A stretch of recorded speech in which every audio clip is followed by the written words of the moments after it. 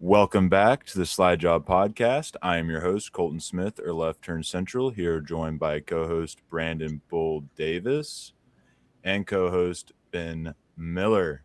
We have a lot to talk about this week. We are returning to Chicagoland for the first time in a long time, and we have some maybe unfortunate news for the future of Chicagoland, where we have pretty much confirmed that the Chicago Street Course will be back next year.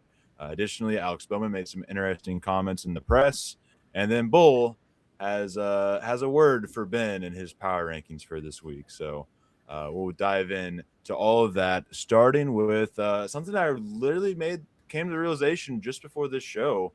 Fellas, we're going back to the Chicago Street Course. I'm pretty well confirmed on that. Basically, what I was doing is I was making I was looking at the rounds for the Fast Five coming up, and I was like, oh, I saw that Garage 64 wasn't making a run this week. And I happened to look in the comment section, and the top comment is this Finesse Unique Sports, which is a marketing agency.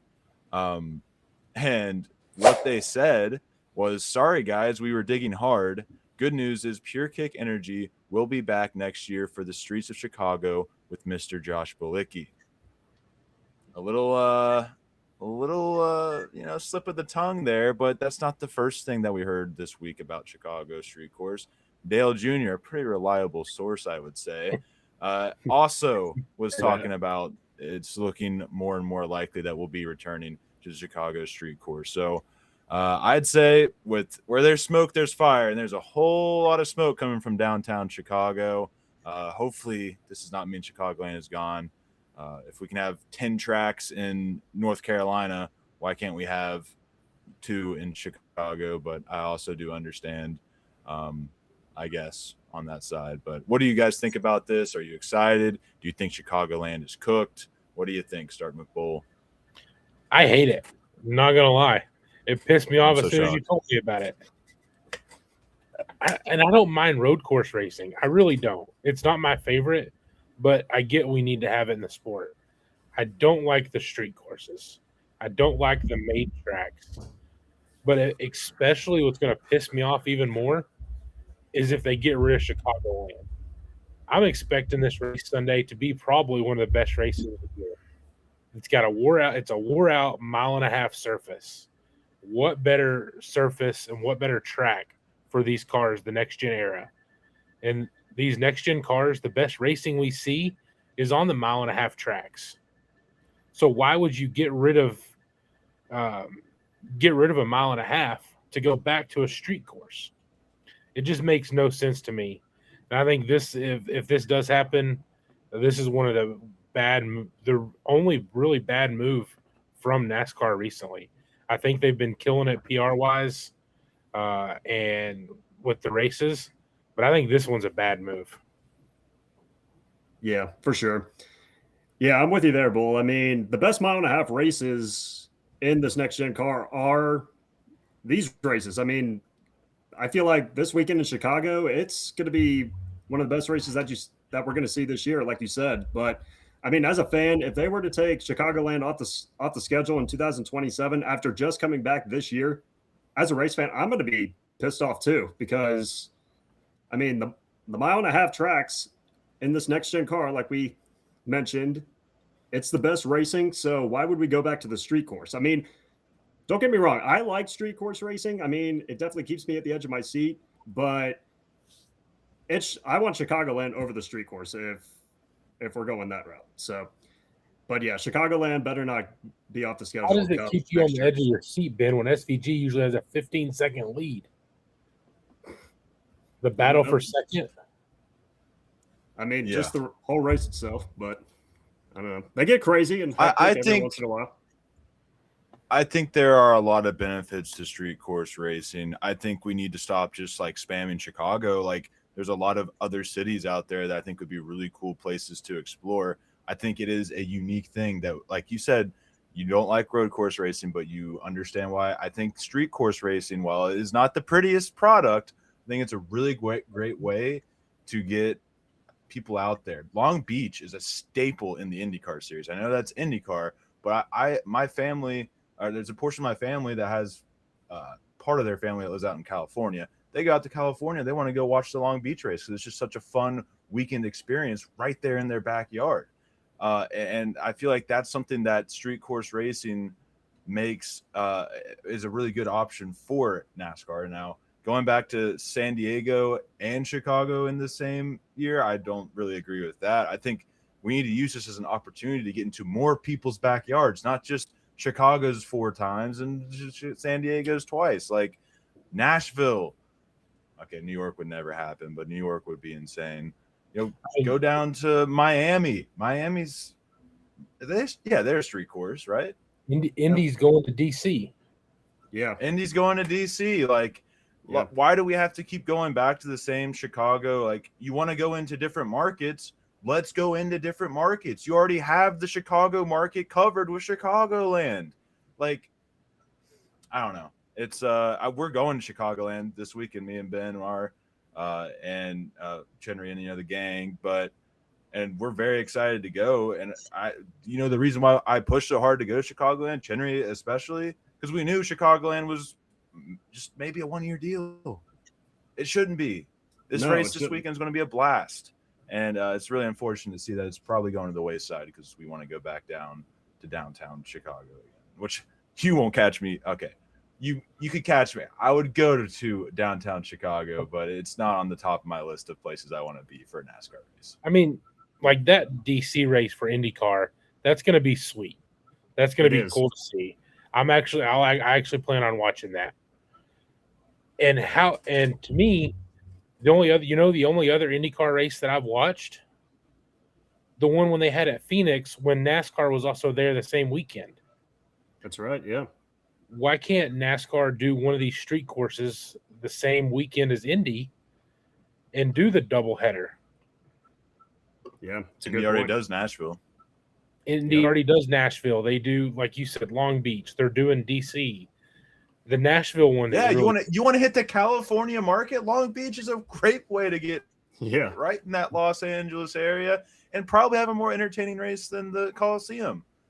And Coliseum was a cool idea at first, but it's just one of those things. I feel like NASCAR finds a cool idea, and like everyone's like, "Yeah, that was cool. We probably shouldn't do that again." NASCAR's like, "You want to see me do it again?" And then keep on doing it again. Yeah, hold my beer. So, that's all I wanted to get out about the Chicago debacle. And is there anything else you guys want to get out before that we move on? I think we're good. All right. Well, Ben, you had a storyline you wanted to bring up. Let's hear it. So I didn't really look too much into this, but it was regarding Alex Bowman's future. I got it. Oh, I thought I had a file here, but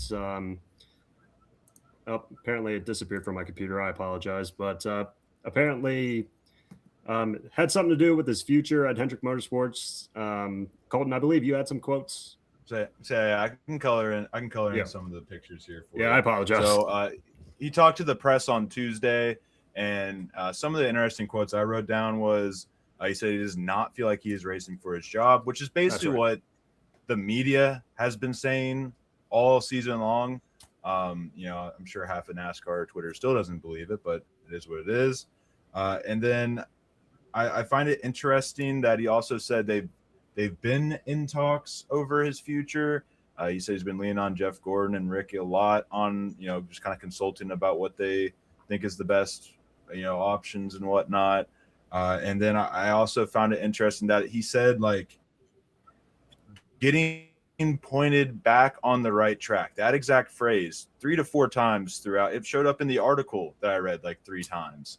Kept on repeating that idea. I just found that interesting. I don't really know a rhyme or reason to it, but so it sounds like essentially what it is right now is that Alex Bowman is deciding whether he wants to do another season, but he has the ability to decide. They're not going to make the decision for him. If he wants to come back, he'll be back in the 48 for at least one more year. If he wants to, call it a career at the age of 33, he has the ability to do so. So I would be really disappointed. I would fully understand his point of view, but I would be really disappointed to see Alex Bowman go because I think he is one of the most, first of all, overhated drivers. This guy was the second best driver at Hendrick before injuries got to him, before Kyle Larson got there too. But we will ignore that. And I genuinely, to this day, think he would be just as good as William Byron if he had the right team around him and, again, stayed healthy. So it'd be a real shame to see that go to the wayside, but it is what it is. Yeah. I know you said it. He said he was not racing for his job. I want to pose a question to you. I know this guy's sitting third in points, but the last couple of weeks he's been struggling. He had a struggle to the start of the season. Do you think if Corey Day was having a little bit better season like we expected, then he would be? It wouldn't have had all the incidents, I should say. If he wouldn't, I don't think so. Yeah. Then Bowman, it wouldn't be Bowman's choice. I don't think so. Simply, unless he was like Connor Zilic, like knocking off 10 wins, I would say it would have to be like showing generational talent, which I don't think he has shown that yet. He's shown talent, raw talent. He has not shown generational talent yet, in my eyes. And I feel like it's been pretty clear throughout the season. You know, media loves to stir up rumors about whether or not, you know, drivers who are underperforming are going to keep their ride. And throughout the year, the media has said he has got that ride. So I really don't think he had any pressure from Corey Day. If Corey Day were to have, like I said, 10 wins or something like that, it would be different, but he's not there. Yeah, Colton, I 100% agree with you. I mean, you literally took the words right out of my mouth. I mean, he hasn't shown any generational talent this year, but I mean, even though he has 2 wins, I mean, he's showing a lot of potential compared to, it was a step in the right direction compared to last year on his part-time deal with 2 wins at Talladega and Dover. But yeah, I mean, he's still 19 years old. He's still got some things to clean up, but yeah, he's not ready to go cup racing yet. I would like to see what a full healthy season of Alex Bowman could do. Again, we've not seen that in a couple years. Yeah, probably since his 4-win season, or what the season that he was in should have been in the round of 8, but then Hendrick sabotaged his car with the weight. That's what I was going to say. That was the last full healthy season I remember, and he should have been in the 8, but he overweighed at the Roval. He was overweight on the Roval at the Roval. So should have been. Yes, he has the Final Four even. He has struggled for a couple years, but he's also not been healthy. Yeah. So I hope he does get another year. Just take the off season, recover. I know we still got a ways to get there, but just let him decompress, come back with a fresh, healthy start, and see what he can do for a whole season. Absolutely. And perhaps break it up with Blake Harris. I mean, it's to the point where Bowman fans wouldn't be mad if Greg Ives came in to finish the season, because at least they know Greg Ives will get Alex Bowman a rocket ship. But Harris is making just as poor decision as Ives ever did on the pit box. So I feel like you need to break up that. Not that I think, again, Alex Bowman's injuries have been the main problem throughout this tenure. I think that relationship is in the shitter, done, and I think they need to give him a fair shot. Would need a fresh crew chief. Yeah, absolutely. But yeah, I mean, just run it back in 2027, get a new crew chief, like you mentioned, Colton, because this relationship with Harris is definitely not working out for sure. And I just feel like if he just needs a new crew chief, and eventually they'll turn things around. And but yeah, 2027, he just needs a fresh start. Last but not least, Bull, we have your storyline, which is going to bring up some discussions here on the pod. All right. Yeah. So a couple of days ago, I was strolling Twitter, or X, whatever you want to call it these days, and a tweet from Mr. Ben Miller there popped up, and it was his NASCAR Cup Series power rankings after Sonoma. Denny Hamlin, Kyle Larson, Ryan Blaney, Chase Briscoe, Ty Gibbs, Tyler Reddick, Chris Buescher, Michael McDowell, Chase Elliott, and Carson Hocevar. How in the ever-living hell is Michael McDowell in any top 10 power rankings? I mean, he has. Hold on. I got the talking stick right now, Ben. I'll give it to you right now. He had 2 top 10s in the last 2 races. They were road course races.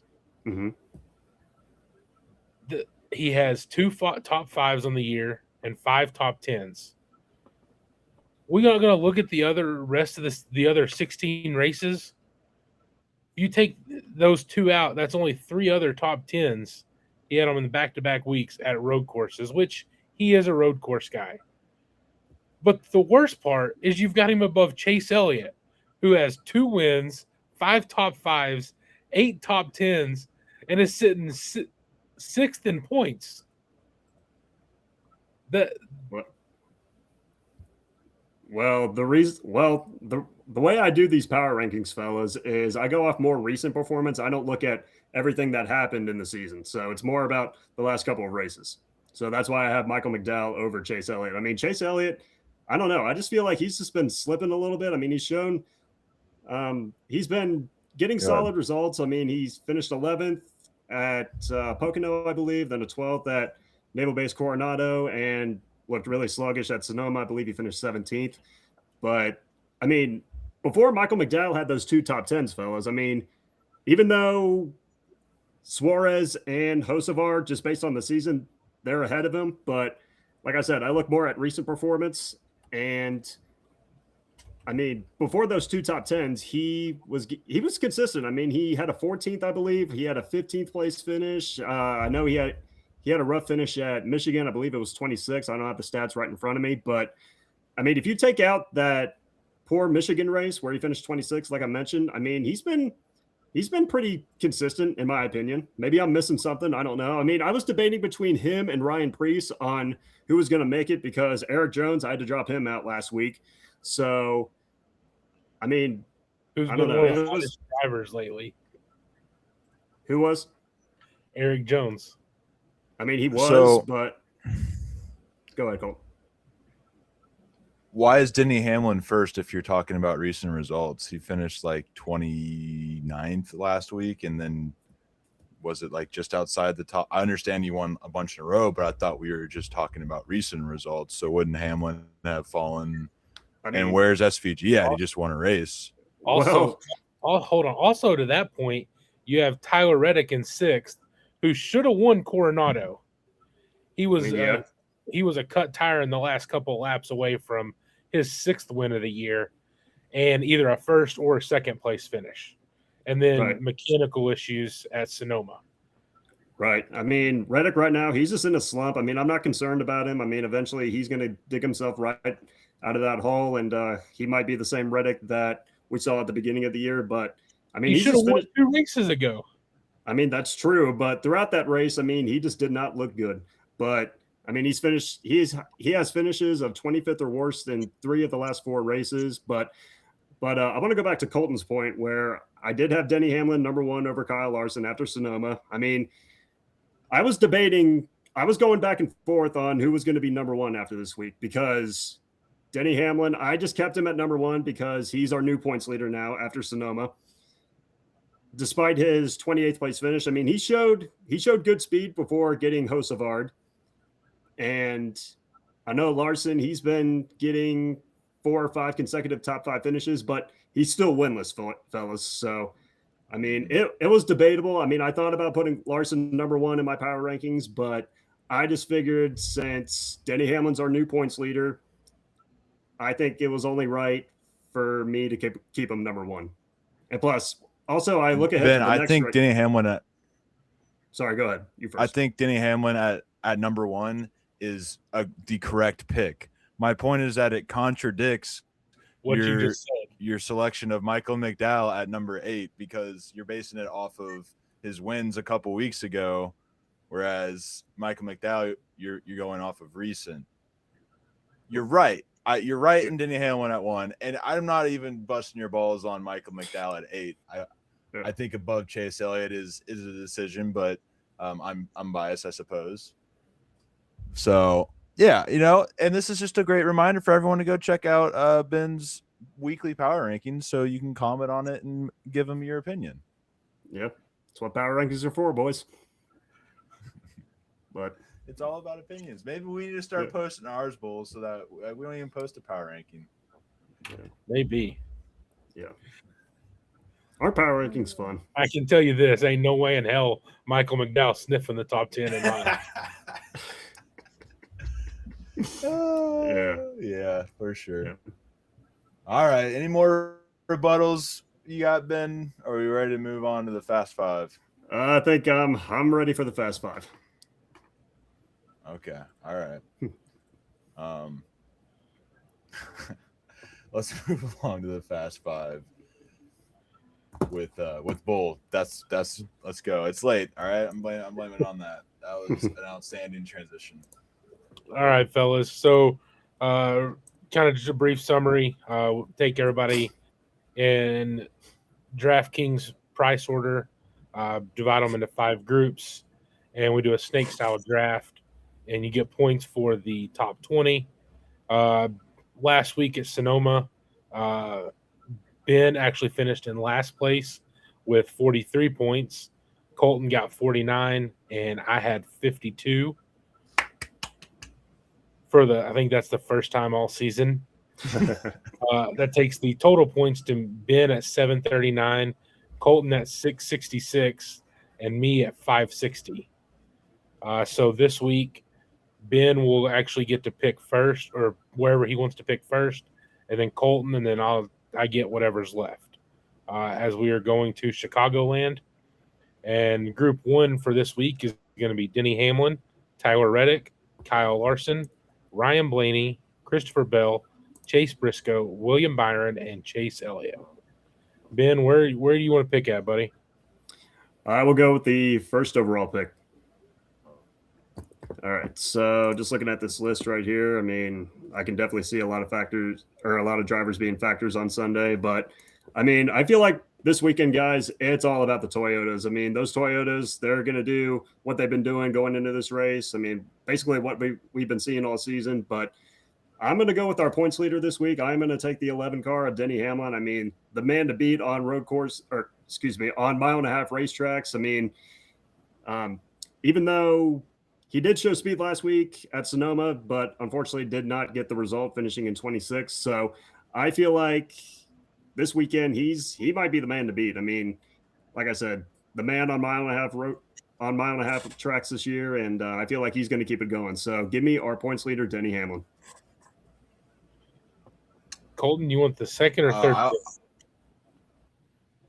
I'm rocking with the third pick. I'll put you on the court. I know you don't like that second pick. Yeah, I don't. But this one's actually pretty easy to me. We're going to Chicagoland. We're going to be using the same tire as we did at Nashville, Pocono, and Michigan. So just looking at the green flag speed for those average 3, there's one guy that's sitting number 1 for the average green flag speed across all 3 of those tracks. Give me the 45 of Tyler Reddick. Yeah. Yep. I was pretty certain. I could have gotten Reddick. That's okay, though. I'll go ahead and take his Toyota buddy, Chase Briscoe. I have a pretty good feeling. I feel like Briscoe's got some momentum going these past couple weeks. He feels due for a win, and I'm feeling pretty confident he's at least going to compete this week for a win. And that brings us to group number 2 with Ty Gibbs, Carson Hocevar, Chris Buescher, Bubba Wallace, Joey Logano, Brad Keselowski, Ross Chastain, and Daniel Suarez. Interesting stat. I'm not picking Suarez, but interesting stat on Suarez. He has the 8th best average finish since 2023 at mile and a half tracks. That's above Ryan Blaney, Brad Keselowski, and some other guys. Just never would have guessed that. But anywho, I will be going and staying in the Toyota camp with this one because that's just what you do at mile and a halves. Give me Ty Gibbs. Really probably a group 1 guy in the group 2. I mean, he's 4th in the point standings right now. He has been absolutely killing it in the 54. So boy, oh boy, are we ever so far away from that, week 3, week 4, Ty Gibbs is a bum. She just never looked back from that video. So I will gladly take Ty Gibbs. All right. Yeah. So I'm actually going to go a curveball here, and I'm not going to go a Toyota. I'm going to go with Carson Hocevar. Okay. All right. I like it. All right. So my next pick, fellas. I think I'm gonna take the 17 of Chris Buescher. I mean, I feel like he's been underrated at these 1.5 mile racetracks. I mean, he showed great speed at Texas, Kansas, Las Vegas, and I feel like he's going to bounce back after a rough Sonoma. And I feel like that 17 group outside of Sonoma, they're starting to turn it on a little bit. I mean, before Sonoma, 3 consecutive top 10 finishes. And I feel like going into the Windy City this weekend, that 17 is going to do 17 things like we've been seeing on the 1.5 mile tracks, like I mentioned this year. So I'm going to keep an eye on that 17. I have to make sure I bring this koozie out to Chicago. Man. Oh, there you go. The Cinnatoast or Cinnamon Toast Crunch? The Cinnadust. Eat my Cinnadust. Yep. Well, that takes us to group number 3, which consists of Corey Heim, Alex Bowman, Eric Jones, Austin Cindric, Shane Van Gisbergen, Ryan Preece, Zane Smith, and Riley Herbst. Bull or Ben, I'll throw it back to you. All right. So, man, this is, I mean, group 3 is kind of tough. So, I think I am going to take, sorry, it's taking me a while to make a pick, but I think I'm just going to take give me the 67 of Corey Heim. Oh, yes. I'm going to take another Toyota. I mean, like we talked about, those Toyotas are going to be bad fast on this weekend. And Corey Heim, he's been solid on the 1.5 mile racetracks. I mean, he led laps at Texas. He had a 14th place finish at Kansas. So I feel good about Heim time this weekend. And, you know, last time when he was in a cup car, we obviously know what happened. He won at San Diego. So I feel good about Heim time this weekend. So this is easy for me.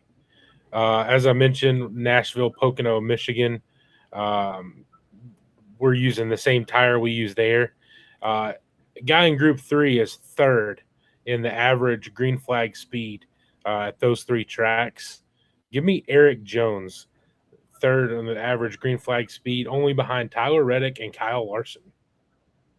I like it. This is where I regret not taking the second pick because I could have had Reddick.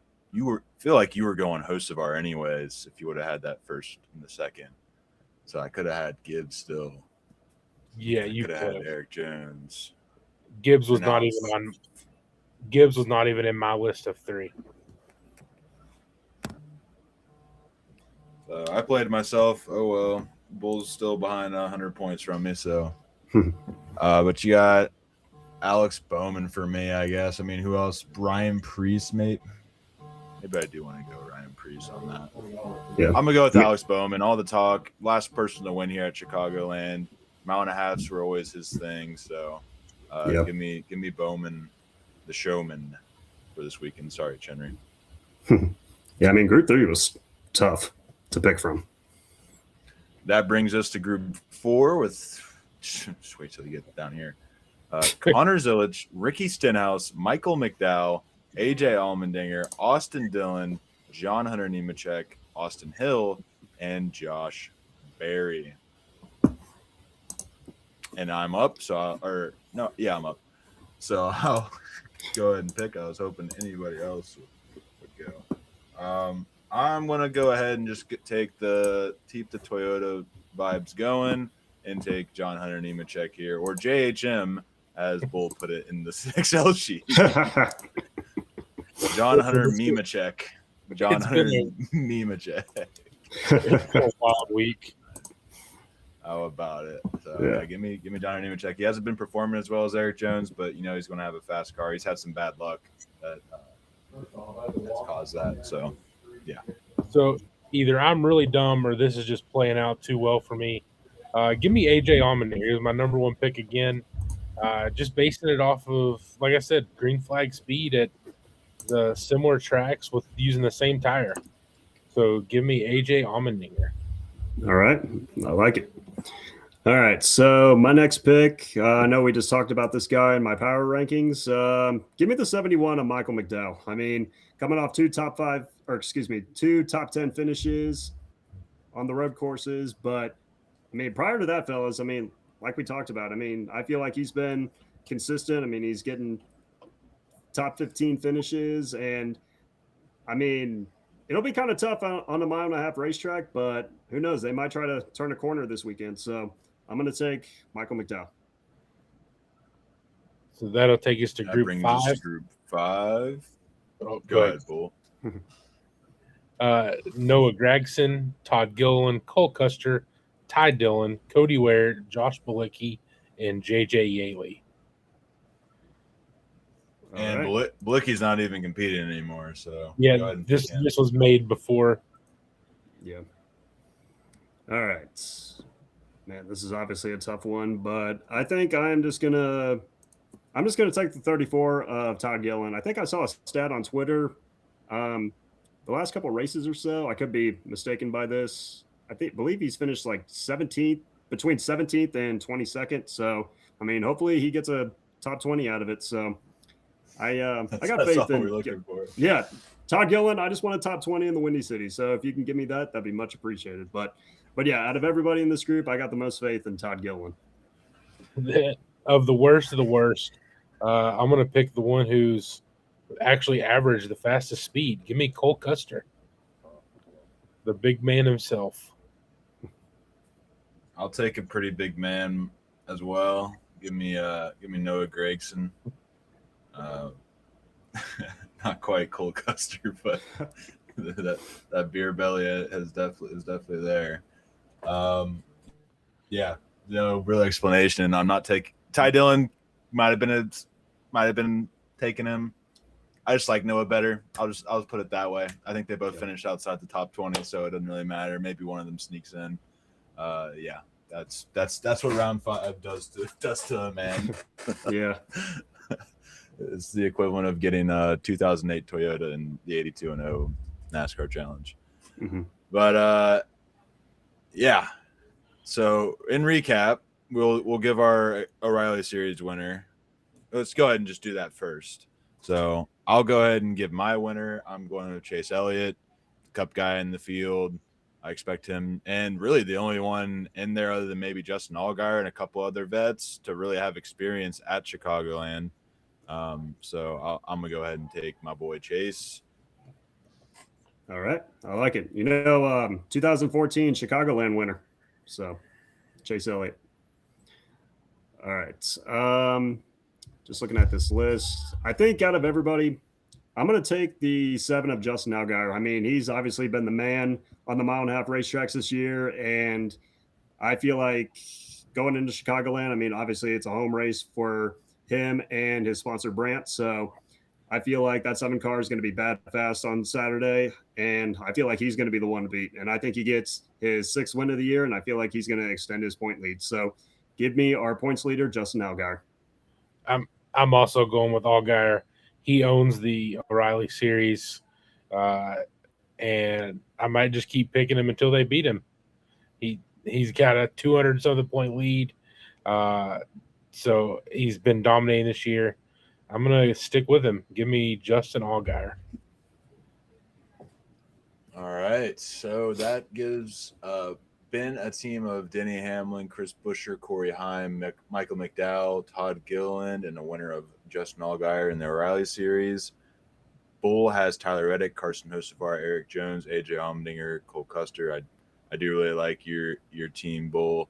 I have Chase Briscoe, Ty Gibbs, Alex Bowman, John Hunter, Mimacek, and Noah Gragson to round out my team with Chase Elliott winning. Bull also has Justin Allgaier getting the dub. So that'll do it for the Fast 5. Anything you guys want to get out there before we wrap up the show? I mean, just can't wait to get to Chicagoland, and it's going to be a fun race. So another racetrack crossed off my bucket list. So yeah, definitely cannot wait for Sunday night. Absolutely, maybe the one year.